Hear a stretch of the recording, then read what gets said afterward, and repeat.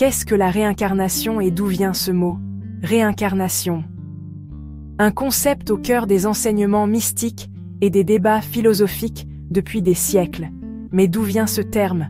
Le mot « réincarnation » est d'origine latine.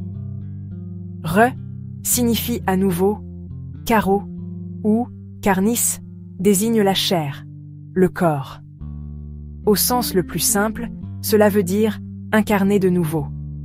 Ce concept ne fait pas seulement référence à une transformation corporelle, mais aussi à l'immortalité de l'âme et à son voyage à travers différentes vies. Mais une question apparaît aussitôt. Y a-t-il vraiment une âme? Et si oui, peut-elle passer d'un corps à l'autre? Qui furent les premiers croyants à la réincarnation? Au cours de l'histoire, des croyances similaires sont apparues dans différentes cultures. Dans les religions orientales comme l'hindouisme, le bouddhisme et le jaïnisme, la réincarnation est un enseignement fondamental. L'âme est liée à la loi universelle appelée karma. Une vie pleine de bonnes ou mauvaises actions détermine les conditions de la prochaine naissance. Des idées similaires existaient aussi dans la Grèce antique. Pythagore croyait à la transmigration des âmes. Selon certaines légendes, il disait même se souvenir de ses vies antérieures. Platon affirmait que l'âme est immortelle et passe de corps en corps. Mais la question à se poser est la suivante. Ces croyances étaient-elles de simples idées philosophiques ou fondées sur des expériences réelles? Comment les religions voient-elles la réincarnation? Les grandes religions du monde ont des approches très diverses sur ce sujet. Hindouisme. L'âme est soumise au cycle naissance-mort appelé samsara. Le but est d'atteindre le moksha, la libération de ce cycle. Bouddhisme. Selon le Bouddha, ce n'est pas l'âme individuelle qui se réincarne, mais le flux de la conscience. En se libérant des désirs, on peut être délivré de la chaîne des renaissances. Islam. Il n'y a pas de croyance en la réincarnation. On croit en la résurrection et à l'au-delà. Christianisme. La vision généralement admise est qu'il n'y a qu'une seule vie, suivie du jour du jugement. Cependant, certaines premières écritures chrétiennes mentionnent la transmigration des âmes. Judaïsme. Les enseignements traditionnels n'incluent pas la réincarnation, mais dans le mysticisme kabbalistique, il existe une croyance en la migration de l'âme appelée Gilgul. On ne peut s'empêcher de se demander pourquoi des systèmes de croyances vivant dans le même monde ont-ils développé des perspectives si différentes? La réincarnation est-elle scientifiquement possible? Le monde scientifique reste largement sceptique quant à la réincarnation. La question principale est: l'âme est-elle scientifiquement démontrable? La recherche sur le cerveau montre que la mémoire est façonnée par les connexions entre les cellules nerveuses. Lorsque la personne meurt, ces connexions disparaissent.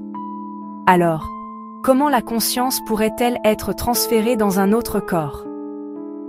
Pourtant, certains chercheurs prennent ce mystère au sérieux. Par exemple, le psychiatre Ian Stevenson a étudié plus de 2000 cas d'enfants affirmant se souvenir de vies antérieures durant plus de 40 ans de carrière. Il est affirmé que ces enfants donnaient des détails précis sur des lieux, personnes et événements qu'ils n'auraient jamais pu connaître. Alors, comment la science explique-t-elle ces cas? Les critiques attribuent généralement ces événements à la coïncidence, l'information subconsciente ou la suggestion environnementale. Mais la même question demeure. Tous ces exemples sont-ils de simples coïncidences? Comment la psychologie interprète-t-elle la réincarnation? Les expériences de réincarnation sont interprétées de différentes manières par la psychologie. Influence du subconscient. L'esprit humain peut créer des scénarios semblables à des souvenirs de vies antérieures, par exemple dans les rêves ou sous hypnose. Mémoire génétique. Certains scientifiques suggèrent que des traumatismes ancestraux peuvent être transmis génétiquement. Inconscient collectif. Selon la théorie de Carl Gustav Jung, il existe des archétypes dans l'inconscient collectif, qui pourraient être perçus comme des souvenirs de vies antérieures. Mais la question demeure, ce dont nous nous souvenons est-il une construction de notre cerveau ou une trace du voyage de l'âme? Existe-t-il des cas populaires d'expériences de réincarnation? Oui. L'un des exemples les plus connus est celui de Shanti Devi, une jeune fille vivant en Inde.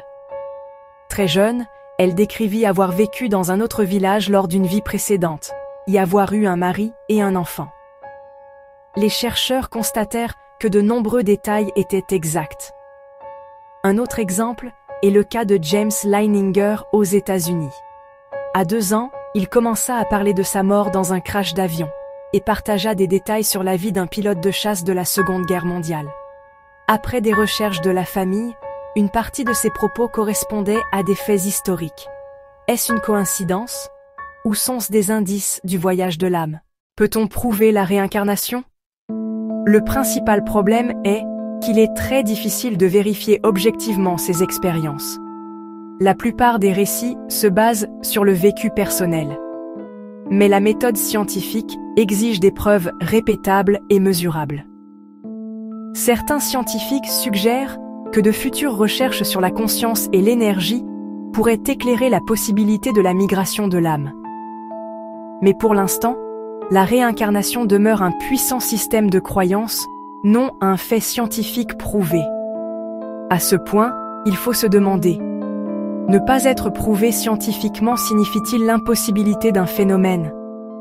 Pourquoi croit-on à la réincarnation?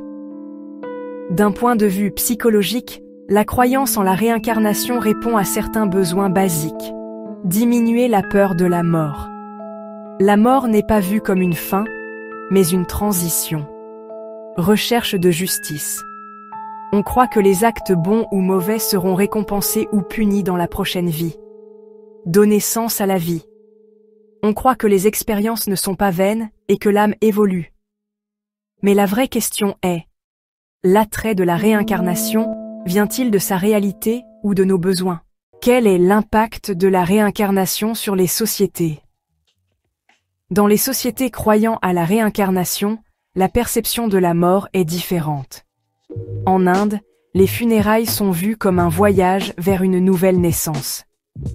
Ainsi, la mort n'est pas une fin définitive comme en Occident, mais un tournant du voyage de l'âme.